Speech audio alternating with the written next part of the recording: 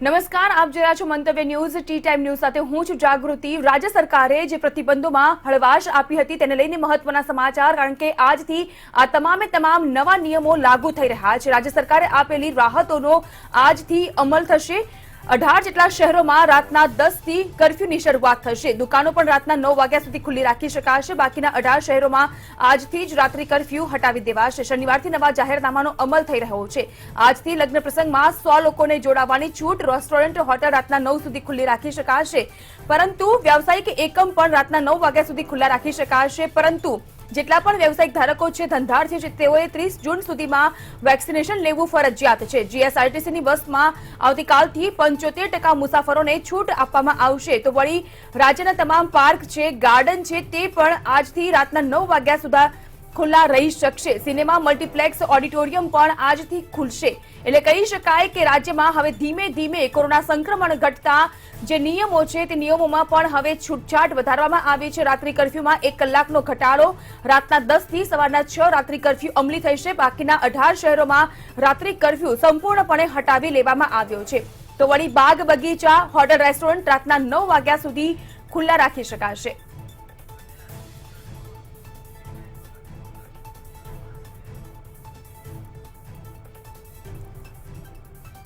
તો જીએસઆરટીસીની બસમાં પણ આજથી 75% મુસાફરોને છૂટ આપવામાં આવશે। એટલે કહી શકાય કે તમામ સંજોગોને ધ્યાનમાં રાખતા ગુજરાતની પ્રજા માટે આ હાશકારો અનુભવાય તેવા સમાચાર। શનિવારની આ વાત છે, સવાર છે, અને શનિ રવિ વીકેન્ડ આવતું હોય છે, તેવા સંજોગોમાં આજથી જ રાજ્ય સરકારે જે રાહત આપી છે તેની અમલવારી શરૂ થઈ જશે।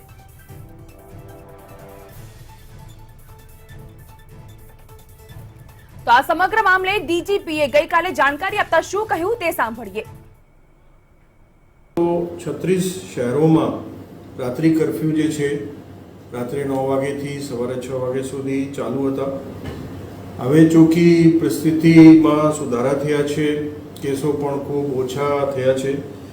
એટલે સરકારશ્રીએ કુલ 36 શહેરોમાં જે કર્ફ્યુ હતા તે ઘટાડીને હવે કુલ 18 શહેરોમાં આ કર્ફ્યુ રહેવા દીધું છે, અને તેમાં પણ 1 કલાકનો સમય વધારવામાં આવેલ છે। હવે એ કર્ફ્યુ જે છે એ રાત્રે 10 વાગ્યાથી સવારે 6 વાગ્યા સુધી અમલમાં રહેશે। અને એમાં એટલે કહી શકાય કે રાજ્ય સરકારે આ વીકેન્ડને ધ્યાનમાં રાખતા આજથી જ જે રાહત આપવામાં આવી હતી તેની અમલવારી શરૂ થઈ રહી છે। તમામ પાર્ક, બગીચા, હોટલ, રેસ્ટોરન્ટ, સિનેમા ઘર, ઓડિટોરિયમ, મલ્ટીપ્લેક્સ આજથી ખુલી રહ્યા છે। રાતના 9 વાગ્યા સુધી છૂટ આપવામાં આવી છે આ તમામ એકમોને ખુલ્લા રાખવા માટે।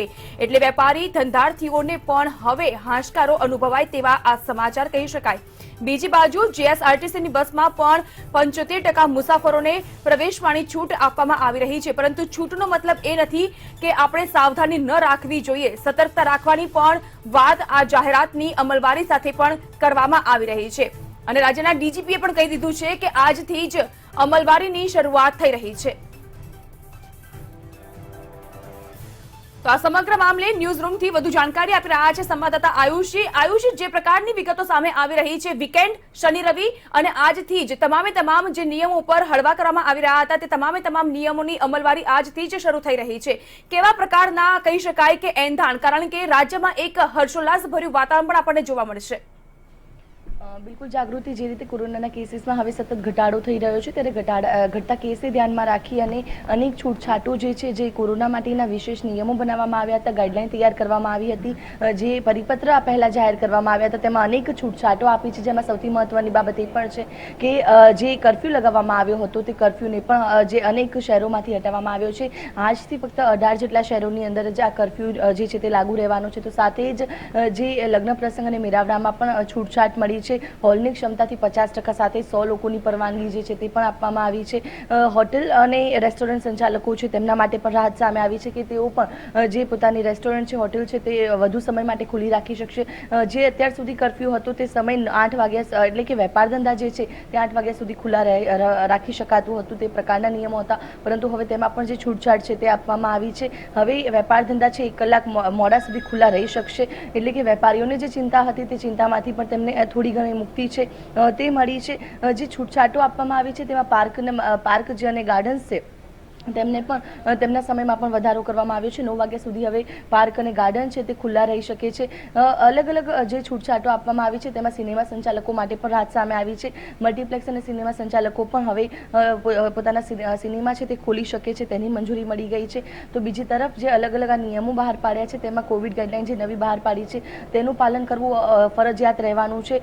એસટી બસની વાત કરીએ તો જીએસઆરટીસી હવે પોતાની બસોની અંદર 75% જેટલા મુસાફરોને લઈ અને મુસાફરી કરી શકશે.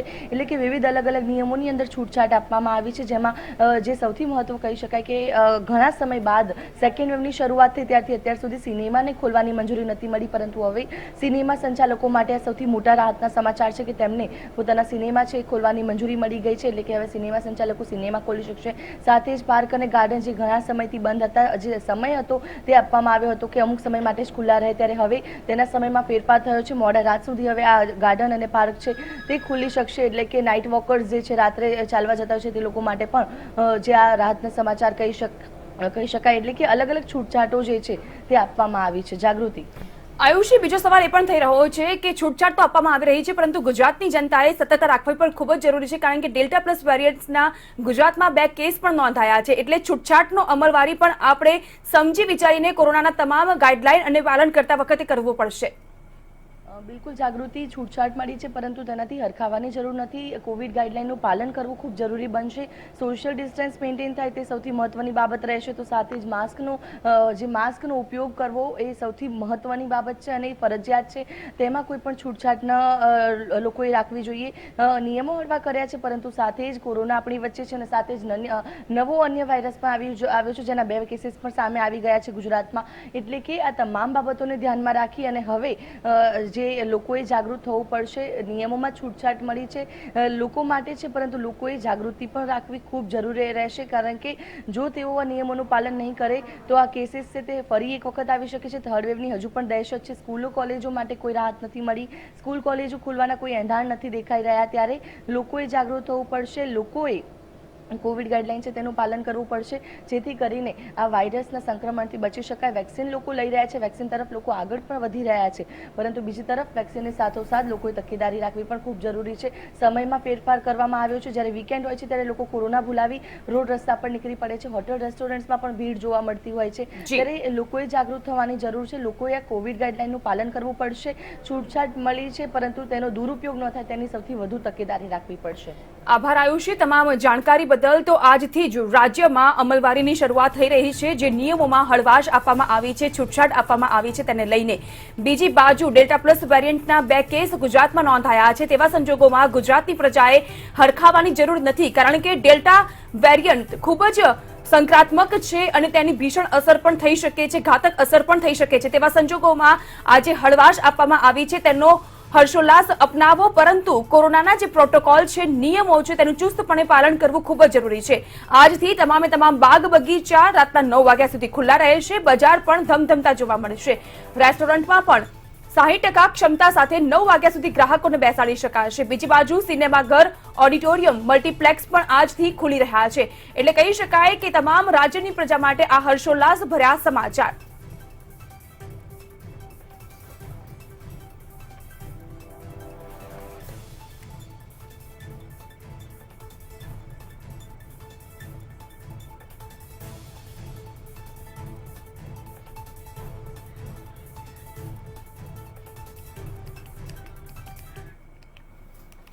રાજકોટ પોલીસ કમિશનર મનોજ અગ્રવાલે જાહેરનામું રજૂ કર્યું હતું અને તેઓએ કેટલીક મહત્વની ખાસ વિગતો દર્શકો સુધી મૂકી હતી. राज्य सरकारे आ कोरोना विश्व महामारी में घटता केसेस जोता आवे नवू जाहीरनामा अत्यारे जाहिर करा है, जेमा आवतीकालथी તમામ દુકાનો અને શૈક્ષણિક સંસ્થા બીજી બધી વસ્તુ જે ખુલ્લી રહે છે હવે રાત્રે 9 વાગે સુધી તક ખુલ્લી રહી શકે છે. અને આવતીકાલ છે રાજકોટ શહેરમાં કર્ફ્યુ રાત્રે 10 વાગે લગાડવામાં આવશે, રાત્રે 10થી સવારમાં 6 વાગે સુધી તક. અને અલગ અલગ જેવા કે રેસ્ટોરન્ટમાં અગાઉ 50% કેપેસિટી હતી, હવે 60% કરવામાં આવેલી ગઈ છે. એવી પ્રકાર પેસેન્જર વાહનોમાં 50% હતી અને વધારીને 75% કેપેસિટી કરવામાં આવી ગઈ છે. એને સાથ સાથ હવે જેઓ પણ કોઈ પણ સ્મશાન વિધિમાં 40 માણસોની મંજૂરી આપવામાં આવેલી છે. કોઈ પણ લગ્ન પ્રસંગમાં હવે 100 માણસોની મંજૂરી આપવામાં આવી ગઈ છે. વેક્સિનેશનની જો વાત કરવામાં આવે તો મળતી માહિતી મુજબ રાજ્યમાં વેક્સિનેશનની પ્રક્રિયા પૂર ઝડપે આગળ વધી રહી છે. જે પ્રકારની વિગતો મળી રહી છે તે મુજબ 18 થી વધુ વયના લોકોને વેક્સિન આપવામાં આવી રહી છે. રાજ્યના 5000 વેક્સિન સેન્ટર્સ પર વેક્સિનેશન કાર્યક્રમ હવે તેજ બનતો બની રહ્યો છે. વેક્સિન લેવા માટે પણ લોકોમાં હવે જાગૃતતા વધી રહી છે. 18 થી 44 વર્ષની વયના લોકો માટે જે મફત વેક્સિનેશન સેન્ટર્સ પર આપવામાં આવી રહી છે તેને લઈને પણ હવે ધસારો જોવા મળી રહ્યો છે અને રાજ્યમાં વધુને વધુ લોકો વેક્સિન માટે આગળ આવી રહ્યા છે. ઓનલાઈન રજીસ્ટ્રેશનની જે જફા હતી તેમાંથી પણ છુટકારો મળ્યો છે, કારણ કે ઓન ધ સ્પોટ એટલે કે સ્થળ પર જઈને જ વેક્સિનેશન સેન્ટર પર જઈને જ તેઓ રજીસ્ટ્રેશન કરાવી શકે છે અને ત્યાં જ તેઓ રસી લઈ શકે છે. એટલે આ પ્રકારની જે કાર્યવાહી છે એ હળવી બનાવાતા હવે રાજ્યના સ્થાનિકો પણ ધીમે ધીમે આગળ આવી રહ્યા છે અને આ વેક્સિનેશનની પ્રક્રિયામાં તેઓ સહભાગી બનતા રાજ્યમાં વેક્સિનેશનની કામગીરી પૂરજોશમાં આગળ વધી રહી છે.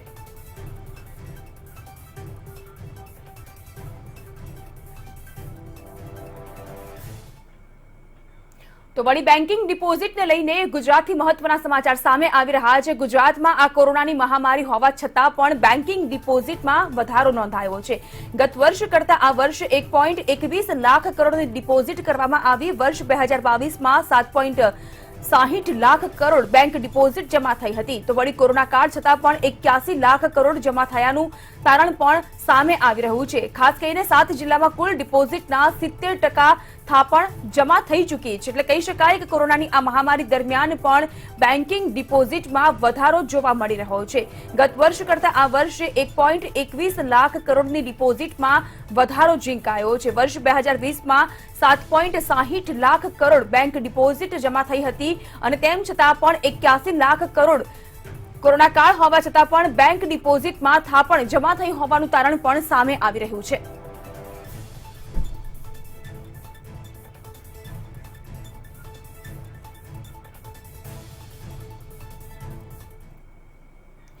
ગુજરાતમાં ત્રીજી લહેરને લઈને આશંકા વ્યક્ત કરવામાં આવી રહી છે. મહત્વના સમાચાર સામે આવી રહ્યા છે ડેલ્ટા પ્લસ વેરિયન્ટને લઈને, કારણ કે ગુજરાતમાં 2 કેસ નોંધાઈ ચૂક્યા છે. જે પ્રકારે મહત્વની વિગતો મળી રહી છે તે મુજબ ગુજરાત સહિત 11 રાજ્યોમાં ડેલ્ટા પ્લસ વેરિયન્ટના 50 કેસ નોંધાઈ ચૂક્યા છે અને 2 વ્યક્તિઓના મૃત્યુ પણ થઈ ચૂક્યા છે. કોરોનાના ડેલ્ટા પ્લસ વેરિયન્ટનો ખતરો મંડરાઈ રહ્યો છે ગુજરાત ઉપર, કારણ કે ગુજરાતમાં ત્રીજી લહેરની આશંકા વચ્ચે ગુજરાતમાં 2 કેસ સાથે ડેલ્ટા પ્લસે પગ પેસારો કરી લેતા હવે લોકોએ સતર્કતા રાખવી ખૂબ જ જરૂરી છે, કારણ કે ત્રીજી લહેરની આશંકાની વચ્ચે આ મહત્વના સમાચાર ડેલ્ટા પ્લસના 2 કેસ નોંધાયા છે ગુજરાતમાં.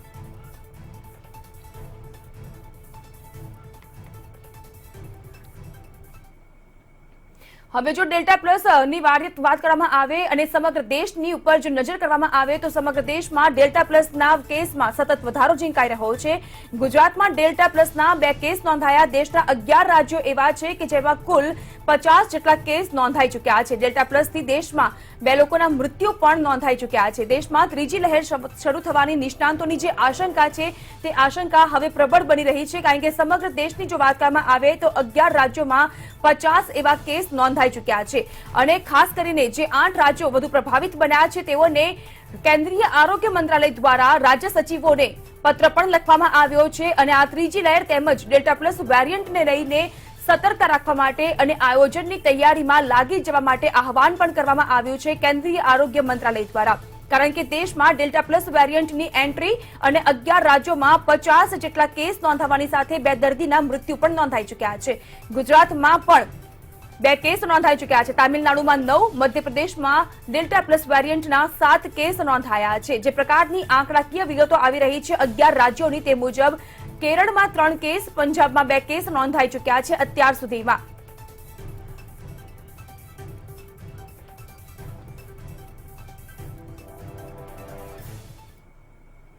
કોરોનાની સ્થિતિને લઈને મહત્વના સમાચાર સામે આવી રહ્યા છે. દેશમાં કોરોનાની સ્થિતિ ઉપર જો નજર કરવામાં આવે તો મહત્વની વિગતો 2.5 લાખની નીચે હવે નવા કેસ નોંધાઈ રહ્યા છે. 24 કલાકમાં 49,000 નવા કેસ નોંધાયા છે। આ સાથે જ છેલ્લા 24 કલાક દરમિયાન 65,000 દર્દી રિકવર થઈને ઘરે પરત ફર્યા છે। દેશમાં એક્ટિવ કેસની સંખ્યા 6 લાખથી નીચે પહોંચી છે। કેરળમાં વધુ એક વખત 11,500 થી વધુ નવા કેસ નોંધાયા છે। છેલ્લા 24 કલાક દરમિયાન 17.35 લાખ ટેસ્ટિંગની કામગીરી પણ હાથ ધરવામાં આવી છે, એટલે કે 17.35 લાખ લોકોના ટેસ્ટ કરવામાં આવ્યા છે। એટલે કહી શકાય કે દેશમાં હવે ધીમે ધીમે કોરોના સંક્રમણનો કહેર ઘટતો જઈ રહ્યો છે અને છેલ્લા 24 કલાક દરમિયાન 49,000 એટલે કે અડધા લાખથી નીચે નવા કેસ નોંધાઈ રહ્યા છે। પરંતુ કેરળમાં હજુ રાહતરૂપી સમાચાર ન કહી શકાય।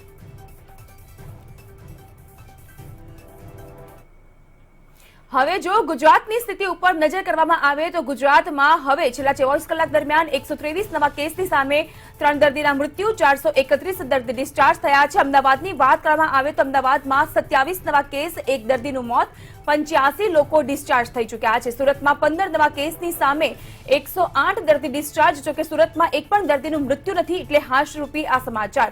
વડોદરાની વાત કરીએ તો 14 નવા કેસ નોંધાયા છે। અહીં પણ એક પણ દર્દીનું મૃત્યુ નથી થયું અને 19 જેટલા દર્દીઓ ડિસ્ચાર્જ થયા છે। રાજકોટમાં નવા 6 કેસની સામે 29 જેટલા દર્દીઓ ડિસ્ચાર્જ થઈને રિકવર થઈને ઘરે પરત ફર્યા છે। જામનગરમાં નવા 3 કેસ નોંધાયા છે, પરંતુ છેલ્લા 24 કલાક દરમિયાન એક દર્દીનું મૃત્યુ પણ થયું છે અને 6 દર્દી ડિસ્ચાર્જ થયા છે।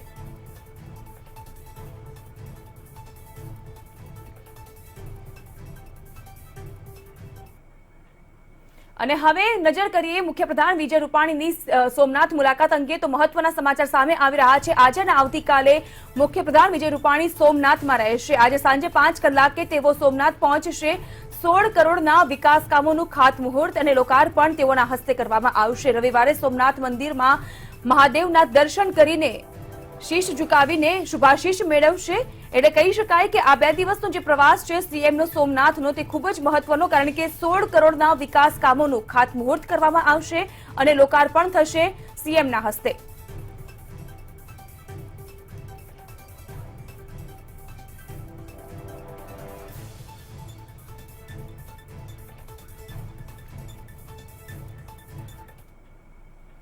આતંકના આકા ગણાતા પાકિસ્તાનને લઈને મહત્વના સમાચાર સામે આવી રહ્યા છે કે જ્યાં હવે પાકિસ્તાન ગ્રે લિસ્ટમાંથી બહાર નીકળી શકશે નહીં અને ગ્રે લિસ્ટમાં જ રહેશે। સંયુક્ત રાષ્ટ્ર દ્વારા પાકિસ્તાન પર સતત આક્ષેપ કરવામાં આવી રહ્યા છે। પ્રતિબંધિત સંગઠન અને આતંકીને સજા આપવામાં પાકિસ્તાન સદંતર નિષ્ફળ નીવડ્યું છે। આંતરરાષ્ટ્રીય સ્તરે પણ પાકિસ્તાનનો આતંકવાદ ફરી એક વખત ખુલ્લો પડ્યો છે।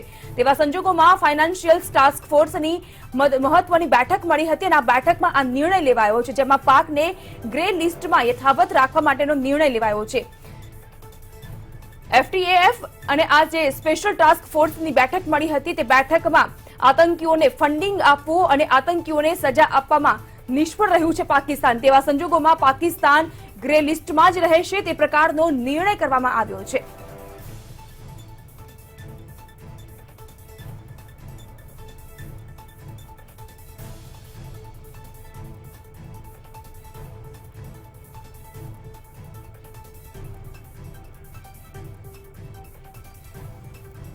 ઇમરાન ખાનની સરકાર પાકિસ્તાનમાં ભીસમાં મુકાઈ રહી છે, કારણ કે પાકિસ્તાનમાં ખાસ કરીને આતંકી પ્રવૃત્તિ વધી રહી છે। આતંકીઓને ફંડિંગ આપવામાં આવી રહ્યું છે અને સજાના નામે અલ્પ વિરામ, કારણ કે સજા પાકિસ્તાન દ્વારા જો આતંકવાદીઓને આપવામાં આવતી હોય તેમાં પાકિસ્તાન સદંતર નિષ્ફળ નીવડ્યું છે। તેવા સંજોગોમાં એફએટીએફ દ્વારા મહત્વનો નિર્ણય લેવાતા પાકિસ્તાનને ગ્રે લિસ્ટમાં જ રાખવામાં આવશે।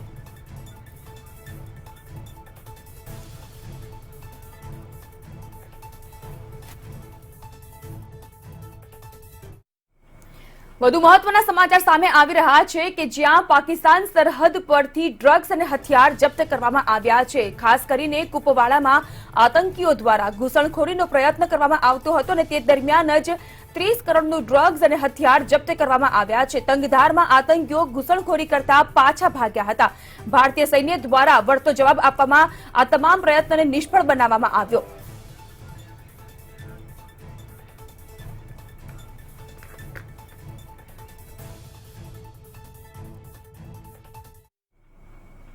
આ સાથે જ અમેરિકામાં મહત્વની ગતિવિધિ હાલ થઈ રહી છે। જે પ્રકારે મહત્વના સમાચાર સામે આવી રહ્યા છે તે મુજબ અમેરિકામાં 2 લાખથી વધુ યુવાનોને દેશ નિકાલનો આદેશ કરવામાં આવ્યો છે। અમેરિકામાંથી પરત જવાનો આદેશ થતા હવે અસમંજસ પરિસ્થિતિનું નિર્માણ। 2 લાખથી વધુ યુવાનોની વ્હાઇટ હાઉસમાં અપીલ। આ બધા યુવાનો પ્રત્યાર્પણનો સામનો કરી રહ્યા છે। બાઇડન તંત્રના અધિકારી અને સાંસદોની આ યુવાનો દ્વારા મુલાકાત પણ કરવામાં આવી। યુવાનોએ તેમને અમેરિકામાં રહેવા દેવામાં આવે તે મુજબની વ્હાઇટ હાઉસમાં અપીલ કરવામાં આવી છે।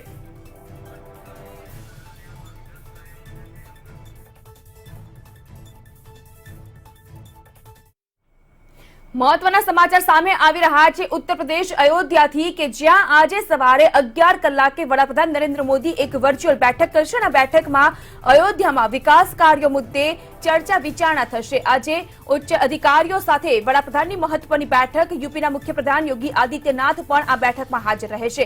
પીએમ અયોધ્યાના વિકાસલક્ષી કાર્યોની આ બેઠકમાં સમીક્ષા કરશે। ખૂબ જ મહત્વની આ બેઠક મનાઈ રહી છે કારણ કે અયોધ્યામાં એક પછી એક વિકાસના કાર્યો ધીમે ધીમે આગળ વધી રહ્યા છે। તેવા સંજોગોમાં વિકાસનું મોડલ કેવી રીતે ઊભું કરી શકાય છે તેને લઈને 11 વાગે વડાપ્રધાન મોદીની વર્ચ્યુઅલ બેઠક।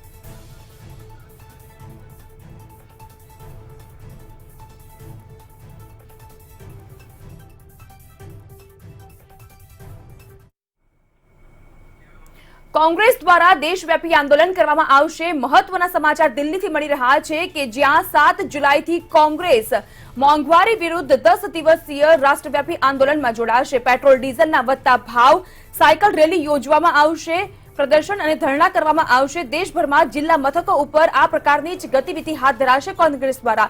ગઈકાલે સોનિયા ગાંધીની અધ્યક્ષતામાં એક મહત્વની બેઠકમાં આ મહત્વનો નિર્ણય લેવાયો કે જેમાં પેટ્રોલ ડીઝલના વધી રહેલા ભાવ, બેરોજગારી, કોરોનાની મહામારી દરમિયાન જે પ્રકારની વિકટ સ્થિતિનો સામનો કરી રહ્યા છે લોકો, તેવા સંજોગોમાં 7 જુલાઈથી 10 દિવસ માટે રાષ્ટ્રવ્યાપી કોંગ્રેસનું આંદોલન।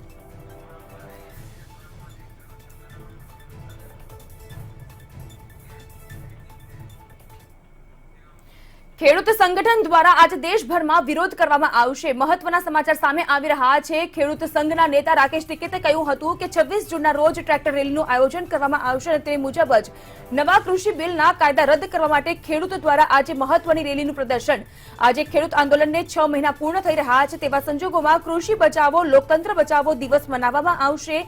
દિલ્હી, ચંદીગઢ, પંજાબ સહિતના દેશભરમાં પ્રદર્શનનો કાર્યક્રમ આજે ખેડૂત સંગઠન દ્વારા કરવામાં આવશે। દેશભરના રાજ્યમાં રાજ્યપાલને ખેડૂતો દ્વારા આવેદનપત્ર પણ આપવામાં આવશે। આજે કહી શકાય કે કેન્દ્ર સરકારના જે કૃષિ બિલ થયા છે એ કૃષિ બિલને કાળા બિલ ગણાવતા 26 જૂને ખાસ કરીને દિલ્હી ગાઝિયાબાદ બોર્ડર ઉપર ટ્રેક્ટર રેલીનું આયોજન।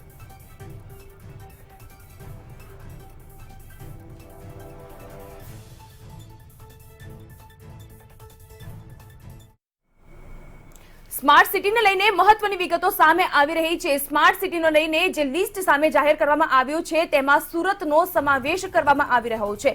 દેશના સ્માર્ટ શહેરોની યાદીમાં સુરત શહેર પ્રથમ સ્થાન પર બિરાજમાન થયું છે।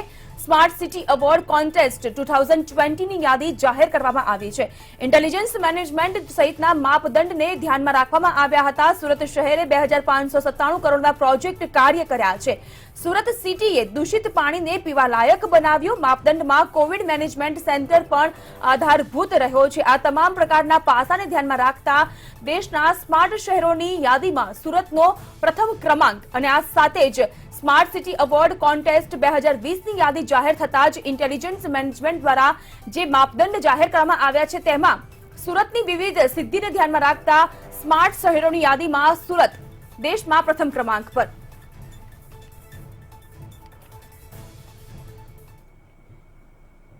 ગુજરાતમાં સરકારી પ્રાથમિક શાળામાં વિદ્યાર્થીઓની સંખ્યા અપૂરતી હશે તે સરકારી શાળાને નજીકમાં આવેલી અન્ય શાળામાં મર્જ કરવા પ્રાથમિક શિક્ષણ વિભાગે કાર્યવાહી હાથ ધરી છે।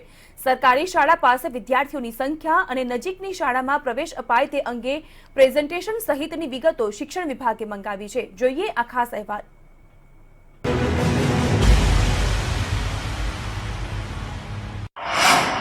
શાળાઓ મર્જ કરવાની કાર્યવાહી।